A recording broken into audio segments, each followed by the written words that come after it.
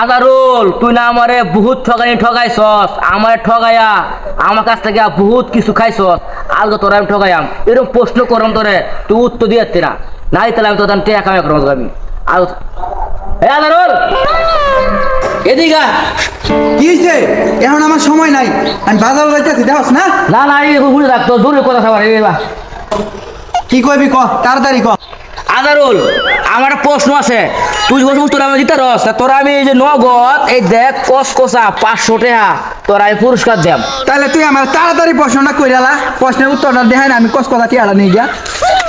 প্রশ্ন হইল, আমি জীবনে যে কথা না শুনছি এ কথা তুই আমার শুনে রস, তোরা আমি 500 টাকা পুরস্কার দেব।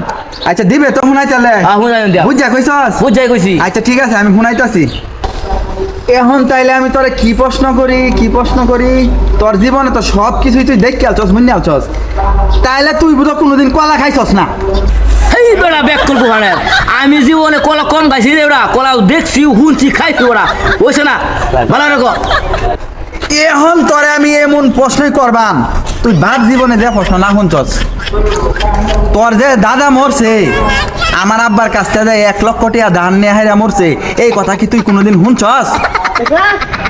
হায় হায় সব বনাস চুরি উপরে বাট পাইলা করছি। ওখান যদি আমি কই যে 1 লাখ টাকা আমি শুনছি, তোমার টাকা দেওয়া লাগবো, আজ কই শুনছি না তারপর 500 টাকা দেওয়া লাগবো। বাইরে বালাইছে 500 নেগুয়া, 1 লাখ টাকা দেওয়া হয়তো 500 নেগুয়া, তারপরও বালা আছে। হেই বেটা, কি ফিস করছে আল্লাহ আল্লাহ? এবার ফির তোর দাদা যে আমার বাপের কাছ থেকে 1 লক্ষ টাকা নিছিন, এই কথা কি তুই জানস, শুনছস কোনোদিন? না এই কথা তো আমি জীবনে শুনছি না।